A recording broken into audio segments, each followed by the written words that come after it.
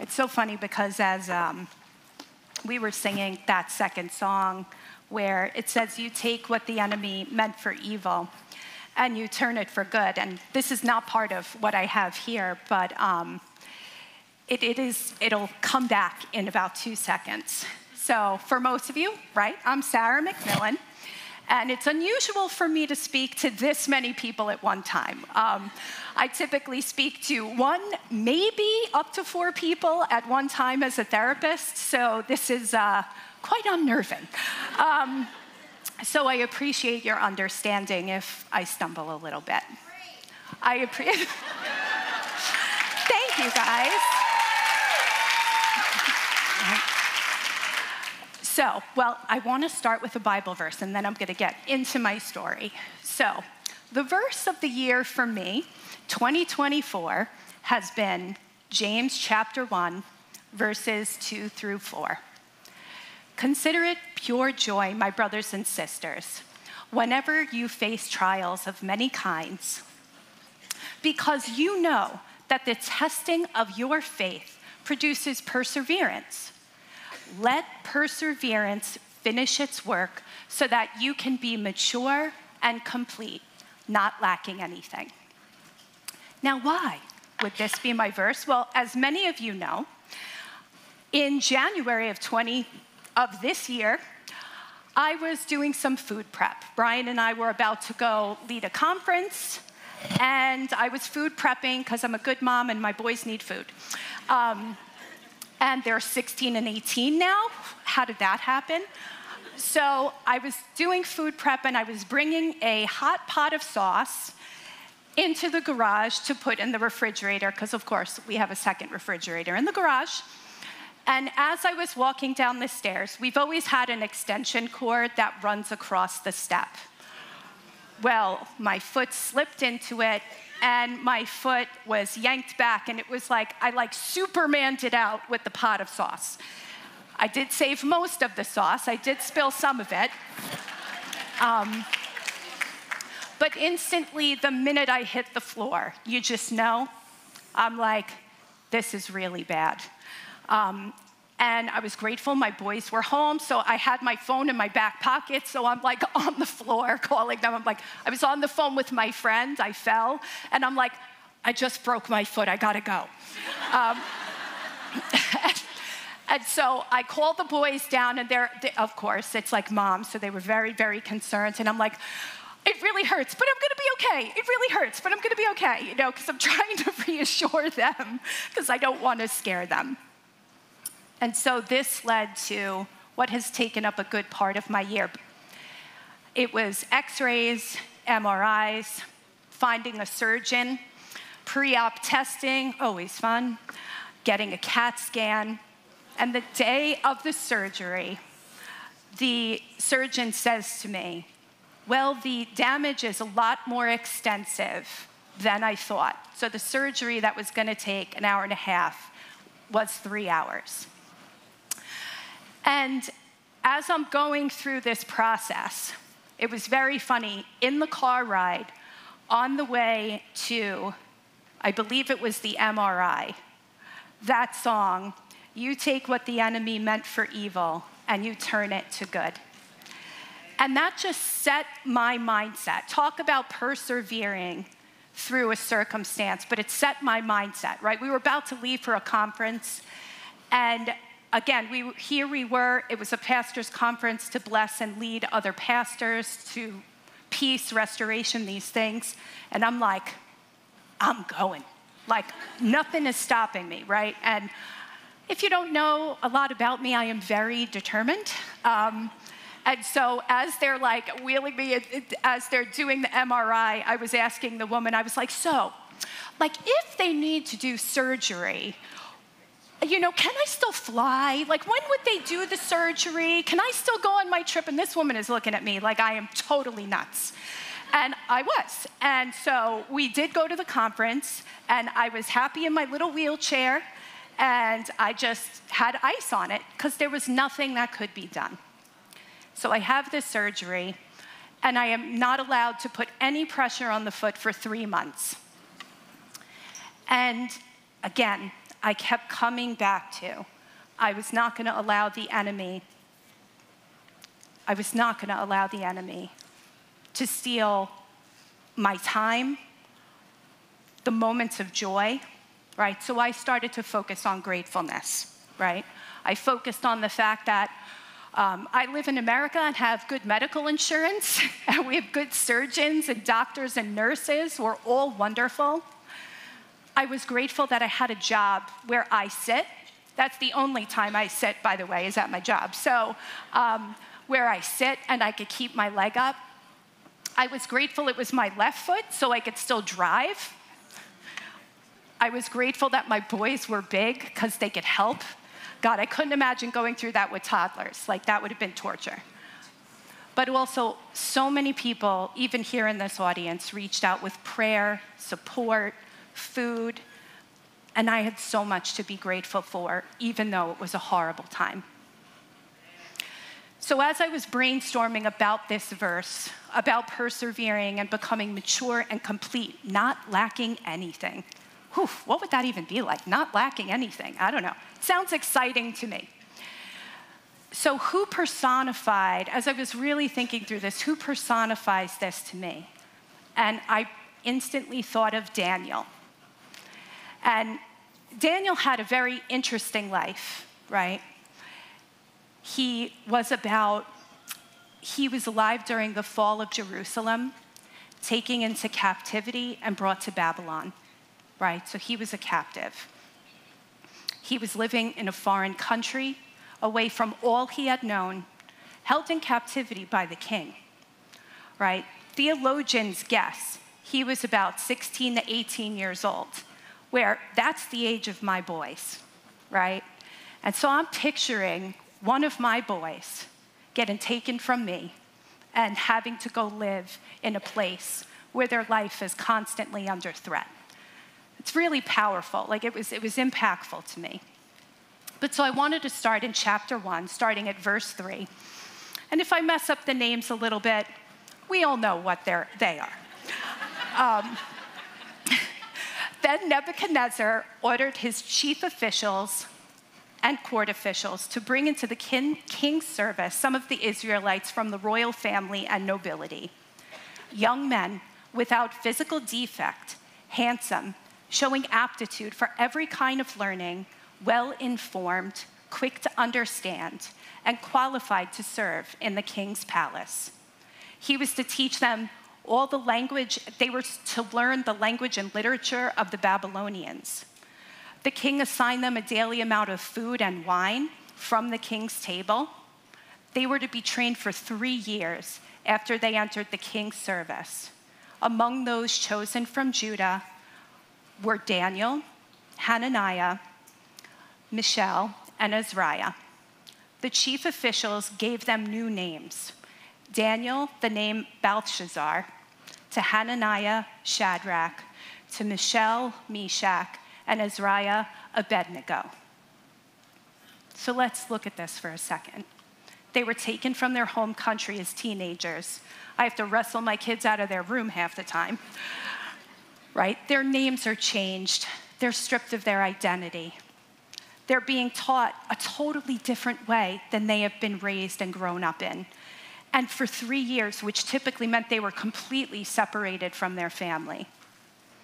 And as an outsider, they would be looked at as foreigners and under constant suspicion.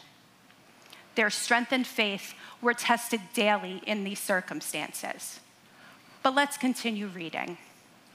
In verse 8, it says, Daniel resolved not to defile himself with the royal food and wine. And he asked the chief official for permission not to defile himself in this way. Then Daniel said to the guard, Please test your servants for 10 days. Give us nothing but vegetables to eat and water to drink. Then compare our appearance with that of the young men who eat the royal food, and treat your servants in accordance with what you see. So he agreed to this and tested them for 10 days. At the end of the 10 days, they looked healthier and better nourished than any of the young men who ate the royal food. So the guard took away their choice food and gave them vegetables instead. Now, first of all, just as a point of humor here, can you picture teenagers asking for vegetables and water? So fascinating idea. But here we see the first interaction with Daniel. Notice what he does. How did he approach this situation, right? Now remember, he is a teenage boy trying to change the rules. So that sounds pretty typical, right? But he was doing it to honor God. And this is where we see his character. We begin to see his devotion to his faith by wanting to keep kosher and eating the Jewish diet. He shows tact with the authorities by asking permission and asking questions in a respectful and thoughtful way. He was young at this time, and yet showing wisdom way beyond his years. The Babylonians noticed this as well. In verse 19, the king talked with them, and he found none equal to Daniel, Hananiah, Mishael, and Azariah. So they entered the king's service. In every matter of wisdom and understanding about which the king questioned them, he found them 10 times better than all the magicians and enchanters in the whole kingdom. This brings me, ladies, to my first point today. The first character I wanted us to highlight, and I think it blends well with maturity, is wisdom. What is godly wisdom? How do we define it? What are the attributes we're looking for and trying to grow in? James 3:17 gives us some information that's important. The wisdom that comes from heaven is first of all pure, then peace-loving, considerate, submissive, full of mercy and good fruit, impartial and sincere. The Lord gave these young men wisdom and understanding that gained them favor with the king.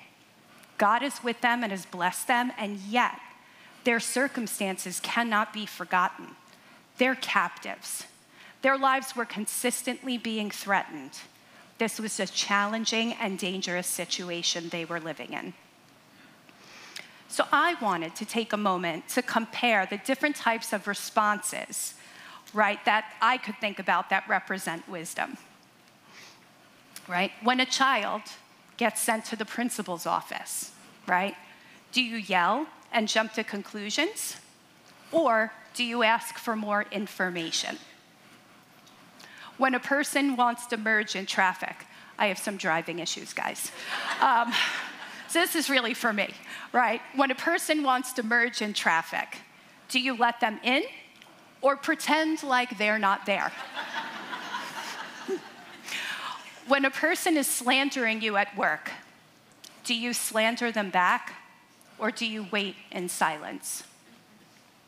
When a person challenges your faith, do you lash out at them or do you love them?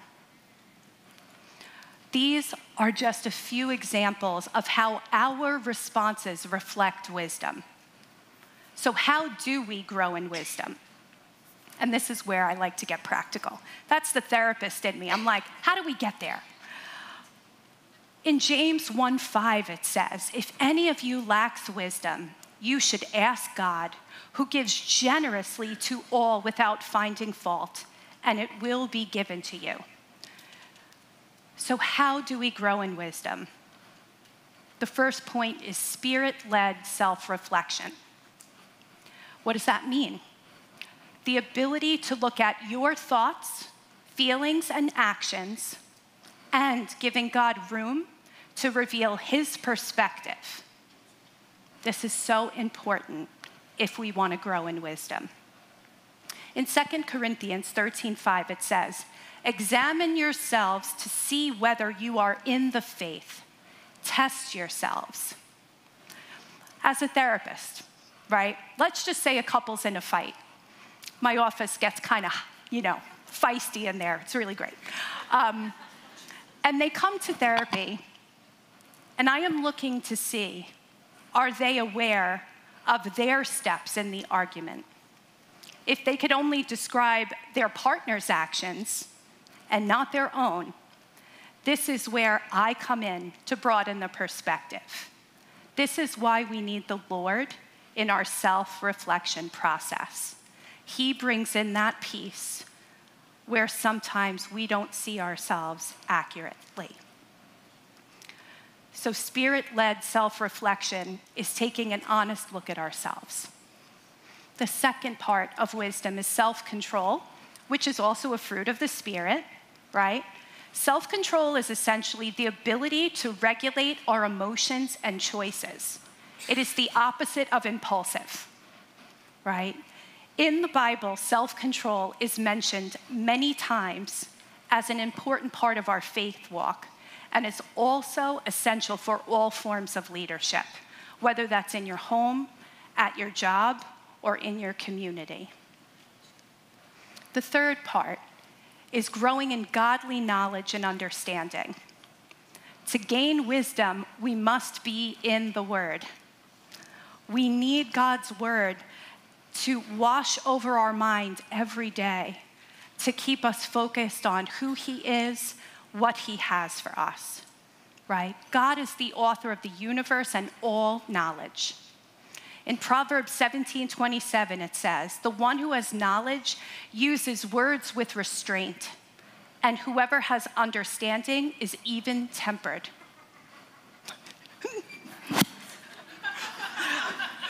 Okay, we'll go with that. So the other one is Proverbs 2, verse 6. "For the Lord gives wisdom. From His mouth comes knowledge and understanding." So all we have to do, again, is ask for the Lord's wisdom. The fourth is humility. To gain wisdom, you must be humble. Humility is not being prideful or arrogant. Humility is the mindset of knowing you can't possibly know everything and that you are no better than anyone else. It means acknowledging you make mistakes, learning to receive feedback, asking for help, understanding your strengths and limitations, being respectful, and understanding that you are not perfect. This is very difficult and challenging for some of us. Whew. I'm sitting here and I'm like, whew, this is just, right? And I wrote it, so I'm sorry. This is all my fault, guys. That's the thing. And the last part, and this is so important, is compassion and empathy. A caring awareness of others in distress and showing concern. Life is hard, and we all have struggles we are facing. Empathy reserves judgment. It listens and offers comfort. We all need this, not just from each other, but one of the things I have found most common about women is we are the most hard and critical of ourselves. Ladies, you deserve the compassion and the empathy you give everyone else. Give a piece of that to yourself, right? Psalm 103:8 says, "The Lord is compassionate and gracious, slow to anger and abounding in love." And Ephesians 4:32 says, "Be kind and compassionate to one another, forgiving each other as Christ forgave you." So let me ask you, when it comes to wisdom, where do you stand? I have a lot of work to do. That's all I could say. But do your reactions reflect wise responses or reactive responses? The truth is, so many of us are just getting through the day, and we are not stepping back and being reflective and being intentional. So many of us are feeling guilty instead of taking action to prevent the reactive responses we're having. How many of us get irritated at our family members, your husband, your children, because you're overwhelmed and tired, right? This is an example of where we can apply wisdom. When I broke my foot, life could not move forward like normal. It stopped me in my tracks. Everything had to change. It took some time for me to set realistic expectations. I don't sit still other than when I'm at work. I'm up, moving, doing, like all of you, the 500 little details we manage every day and sometimes more. Getting in the car normally took me 2 minutes. Now it took me 15. A shower that took 15 minutes now took 45, and I felt like I was gonna die every time. It's slippery in there. Going upstairs, Lord knows how long that took. Cooking, cleaning, laundry, going food shopping, all of these things had to change. At first, I was frustrated and overwhelmed. And then I started to plan.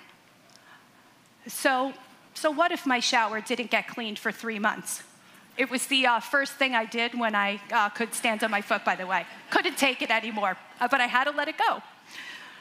All the men in my house quickly learned exactly how much I do.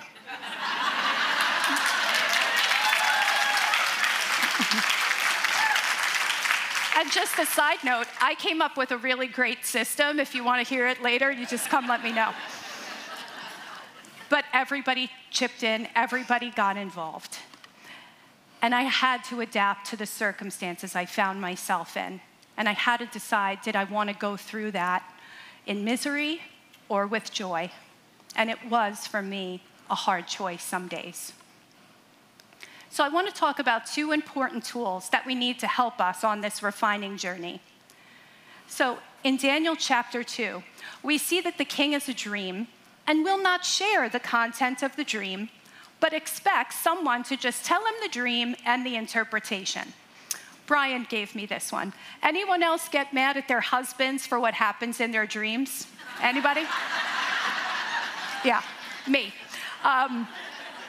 I used to get mad at him. He would do something in my dreams, and I'd wake up and be mad at him the next day. So he deals with a lot, the poor man.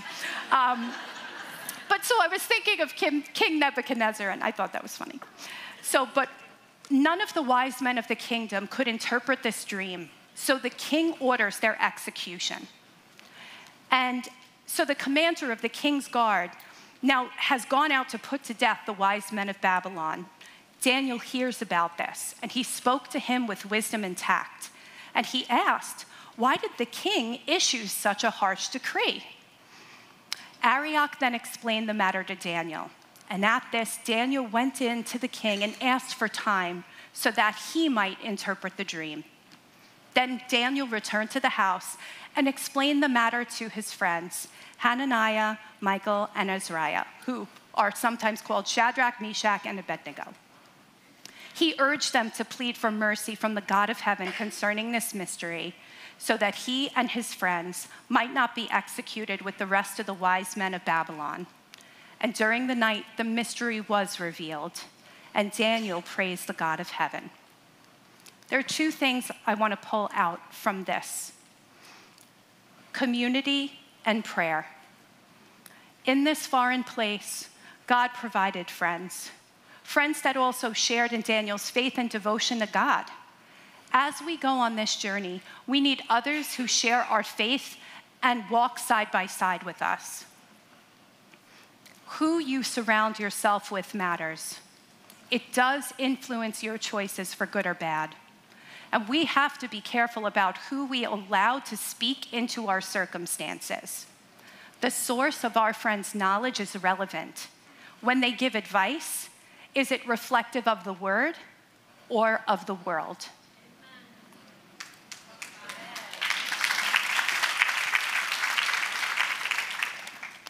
The second part is prayer, right? When we pray, we are placing our desires in the hands of God and trusting him and asking him to do not our will, but his will. In Daniel 3, when Shadrach, Meshach, and Abednego are going through the process of the fiery furnace, right? They will not worship this golden god that Nebuchadnezzar created. And they come before the king, and they say to him, if we are thrown into the blazing furnace, the God we serve is able to deliver us, and he will deliver us from your majesty's hand. But even if he does not, We want you to know, Your Majesty, that we will not serve your gods or worship the image of gold you have set up." This is incredible faith and dedication in the face of death, right? And we know that ultimately they were thrown into the fire. Then they see a fourth man in the fire, and they were saved. They didn't even smell like smoke. Even if they lost their lives, they still remained committed to God. God's answer to our prayer is his will for us. I cannot even begin to know the volume of prayers that have been prayed in this room. I know that many of you have gone through heartbreaking loss, financial ruin, job loss, health issues, addiction, and that's just to name a few. God did not stop Daniel or his friends from going through these things, but he saved them, he protected them, he stood with them. Ladies, God hears our prayers, and he is attentive to our cry. After lunch, we are going to have a time of extended prayer and worship. And I want you all right now to think about what you're going to be praying and bringing before God, because he has something for you today.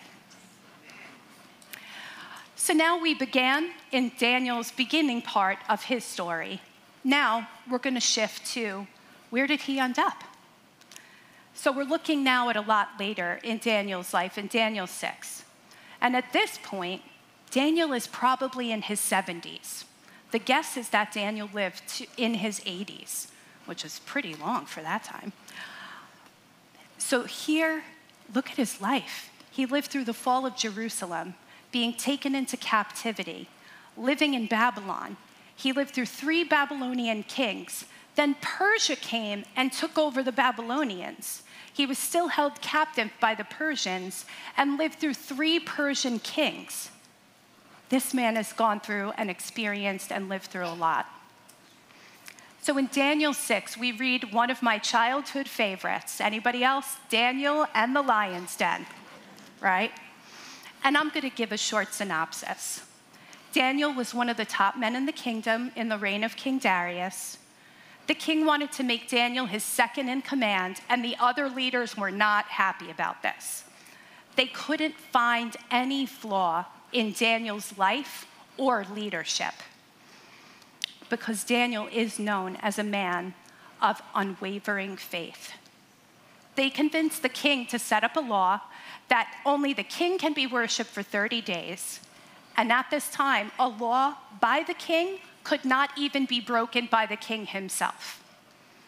So Daniel continued to pray 3 times a day, as he always had done, and did not follow the command of the king. The king heard this, and he did not want to follow through on the punishment, but he could not even change his own word. So here we are in Daniel 6, starting at 14. When the king heard this, he was greatly distressed. He was determined to rescue Daniel and make every effort until sundown to save him. So it's clear that the king really favored Daniel and liked him and cared about him. So the king gave the order, and they brought Daniel and threw him into the lion's den. And the king said to Daniel, "May your God, whom you serve continually, rescue you." A stone was brought and placed over the mouth of the den, and the king sealed it with his own signet ring and with the rings of his nobles, so that Daniel's situation might not be changed. Then the king returned to the palace and spent the night without eating and without any entertainment being brought to him, and he could not sleep. So clearly he was in turmoil over this. At the first light of dawn, the king got up and hurried to the lion's den. When he came near the den, he called to Daniel in an anguished voice, "Daniel, servant of the living God, has your God, whom you serve continually, been able to rescue you from the lions?" Daniel answered, "May the king live forever. My God sent his angel, and he shut the mouths of the lions. They have not hurt me, because I was found innocent in his sight. Nor have I ever done any wrong before you, your majesty." The king was overjoyed and gave orders to lift Daniel out of the den. And when Daniel was lifted out of the den, no wound was found on him because he trusted in his God. At the king's command, the men who falsely accused Daniel were brought in and thrown into the lion's den along with their wives and children. That's pretty intense. And before they reached the floor of the den, the lions overpowered them and crushed all their bones. That's kind of, I don't even know. But the chapter ends with this verse. So Daniel prospered during the reign of Darius and the reign of Cyrus the Persian. So from around 18 years old to over 70 years old, Daniel served in a foreign country not his own. He was faithful to God, lived with integrity and wisdom.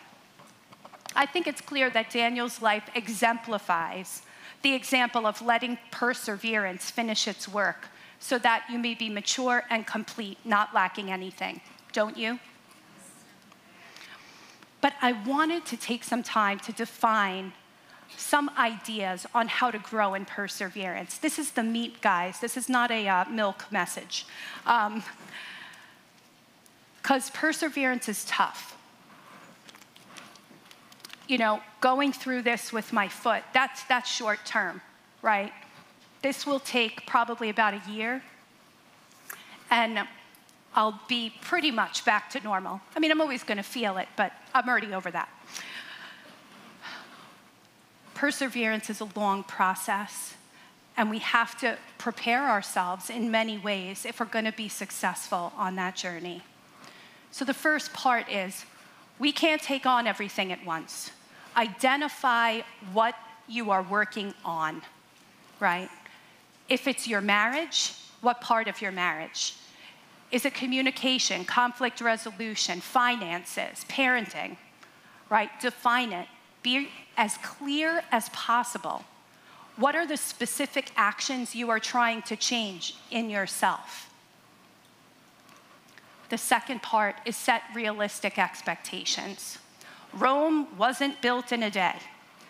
Perseverance and progress take time.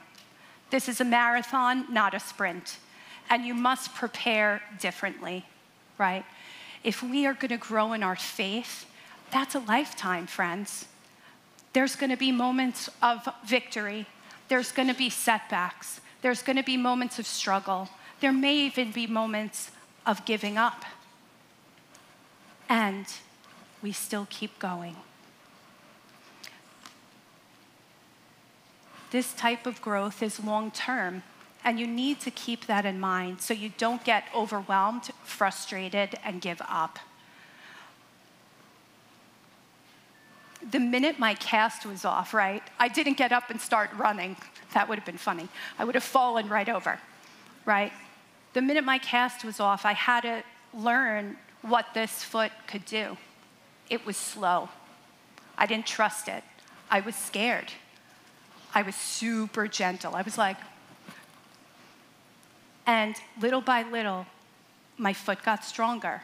It felt stronger. I could do things. Now I could stand on my tippy toes, which is a big deal for this kind of surgery. Small victories. I had to learn to celebrate the small victories because, ladies, life is in the small stuff, right? And we pass over so many wonderful blessings, so many things that God gives us because we're rushing and only focusing on the big things. That was not in here. I just went off book. Sorry. But we need to define specific choices and actions we are going to take, right? Did I just say that? I said that already. Sorry. No? Hold on. Sorry. Page break there. So we need to define the steps. Is it pausing before you speak? Is it getting more sleep? That's almost always my number one therapist health recommendation, by the way. We all need more sleep and more water. So that's pretty much my starting point, right? Is an action step committing to being more positive? The more definition, the better. And this one is going to take time to define. But those without a plan are planning to fail. You need to have definition to know what you're working toward. Let's take a breath. Keep going. Number 4 is keep going. One moment, one choice at a time. No step is too small. You can take a break. You don't have to go 1,000,000 miles an hour. Slow and steady wins the race. Everybody remember that one? And it's very true.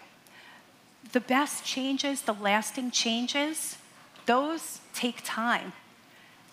And when we do it in a slow way, our body is able to absorb it better. That's why diets fail after 2 weeks in January. Too much change at one time. We just reject it and we want our chocolate back. But when you commit to, again, perseverance, it's slow and steady. It's taking a step and digesting it, giving yourself the time to absorb what's happening.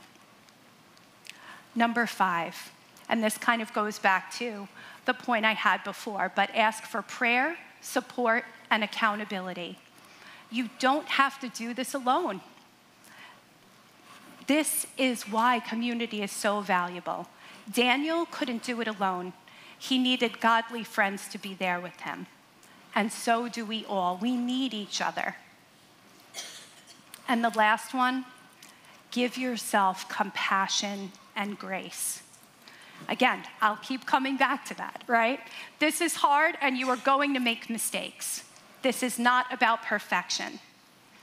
For example, if you're working on your anger, as I often am, you are going to explode on someone at some point. You're going to make mistakes. All you can do is you can apologize, make it right, forgive yourself, and keep going. So we underestimate the impact that a mature life leaves, not only for us, but for the generations after them. Daniel would have had every temptation and opportunity placed at his feet. A teenager who began as a foreigner rose up to wisdom and perseverance. He could have chosen anger, resentment, bitterness, and used his past as a reason to be ungodly. He chose to remain faithful to his God in extremely difficult circumstances. He chose to honor those in authority, to tell the truth, to use tact and wisdom to navigate the many situations he faced. And this is just to name a few. Daniel personifies being mature and complete, not lacking anything. Daniel never left the foreign land he was taken to. He died in Persia. But he was faithful to the Lord. He was blessed not just by God, but also by man. Yet the legacy of his character is what endures about him. Again, ladies, you can't rush character. It is developed over a lifetime in our walk with Christ. And we have to be intentional if we want to grow.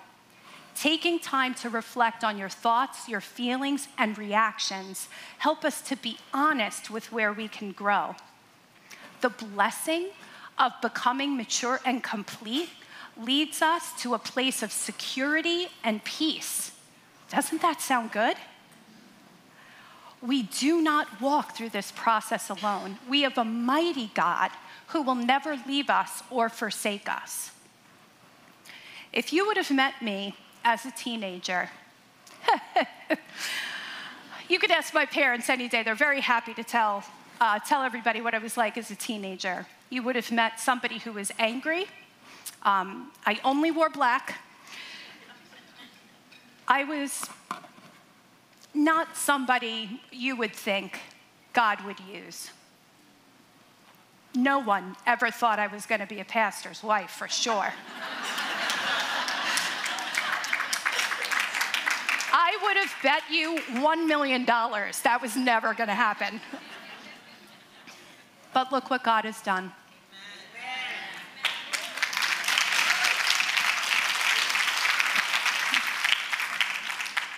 So I am not where I started, but I know I still have so far to go.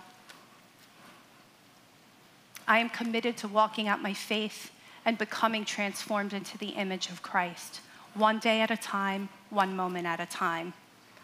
If, as a body of believers, we commit to this process, we not only change ourselves, we change our families, we change our marriages, we change our workplace, we change our community, and we can leave a lasting impact about the transforming power of God. We don't just have the opportunity to become like Christ, but also through our character and through this process, we have an opportunity to lead people to Christ. Truthfully, to me, there is no greater purpose. Thank you.